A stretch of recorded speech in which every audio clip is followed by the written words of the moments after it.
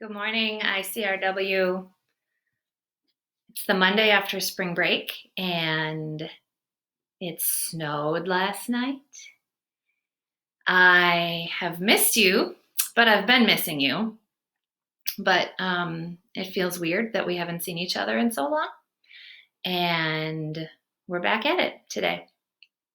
I would say I hope you had a good spring break, except I know that you didn't actually go anywhere or do anything. So hey, I hope it was calm and that you weren't stressed and that you were happy.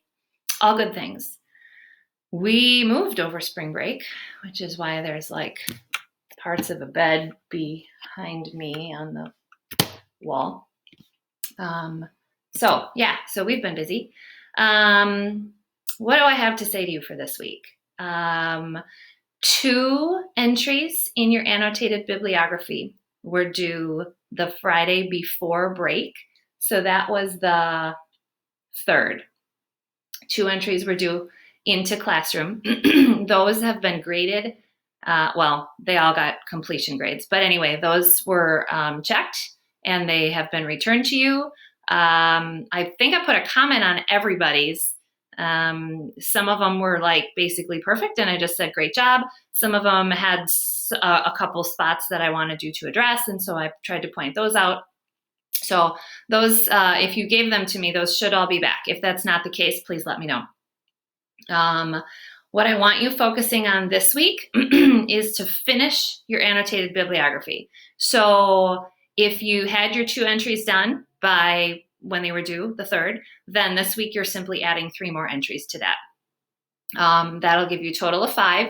I probably mentioned this way before break, but this originally was a 10 source assignment.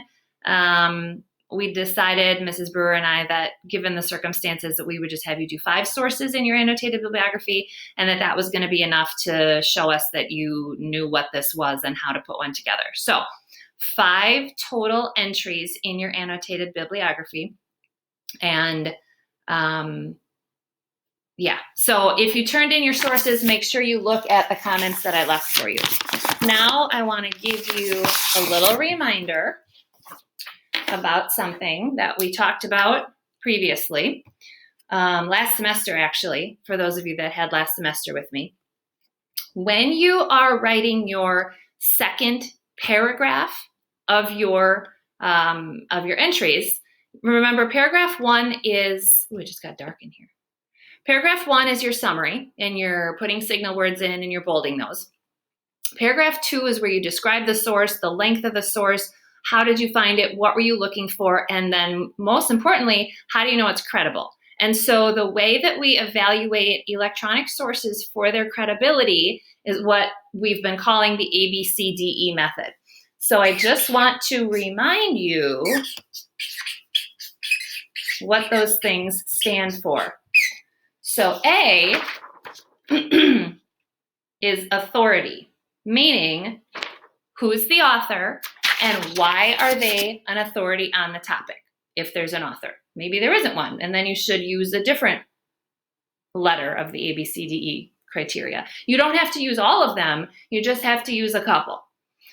The second letter in ABCDE stands for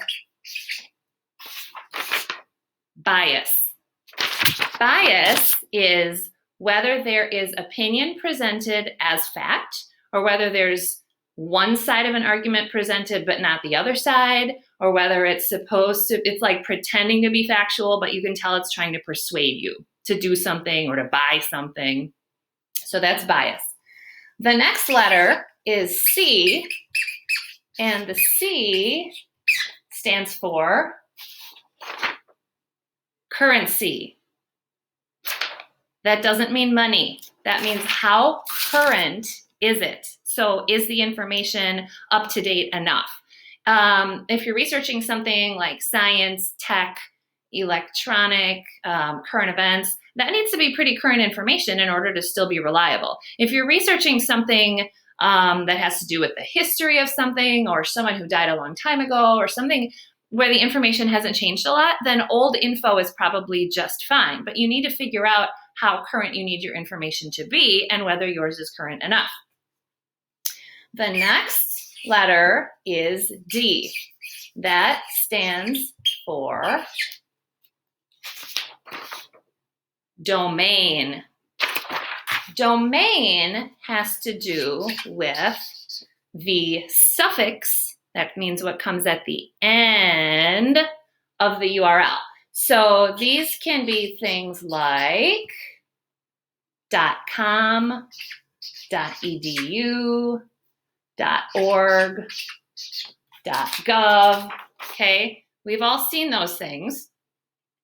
If you're looking at a .gov, that's a government source. If you're looking at a .org, that means it's an organization. It might be nonprofit, it might not be. If you're looking at a .edu, that means the website is associated with an educational institution. Typically, this is a college. If you're looking at a .com, these are a little trickier. .coms might be trying to sell something, right? Like Amazon is a .com, but most major news outlets are also .coms, right? So CNN, Fox, MSNBC, New York Times, anywhere you might get your information, that can be a .com too. So you can't just say, I know this is legit because it's a .com. Something to think about. The last letter in our ABCDE, this one's going to take me longer to write, but it's the one I think is the most important. The E stands for external verification. External means outside or in another source, and verification means to prove something is true. So external verification means, can you look at another website and find information that seems similar? If you can, then that supports the fact that the information on your site is reliable. But if you can't find any other sources that support the facts that you're finding on this website, then that's kind of a red flag. So if you can find similar info on other sites, you can say, I externally verified this, so I know it's really likely to be reliable. So that is your refresher course on the ABCDE method of website evaluation. So when you're writing your second paragraph of your source entries in your annotated bibliography, pay attention to how do you know the source is credible. You can't just say, it seems legit. You need to say, I know this is reliable because here's what I looked at specifically. So there's your mini lesson today on ABCDE.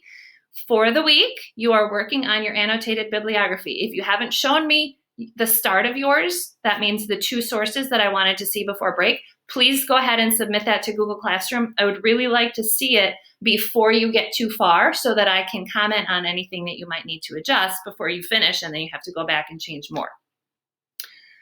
Later this week, I'll give you either or both of a vocab assignment and a no red ink. So we'll do that Thursday, Friday-ish. But for now, it's annotated bibliography, and we're just working toward the end, and hopefully by the end of the week, we'll have those finished up. I will create a spot in Google Classroom where you can turn your completed final drafts of your annotated bibliographies in. Okay, that's it. Happy Monday.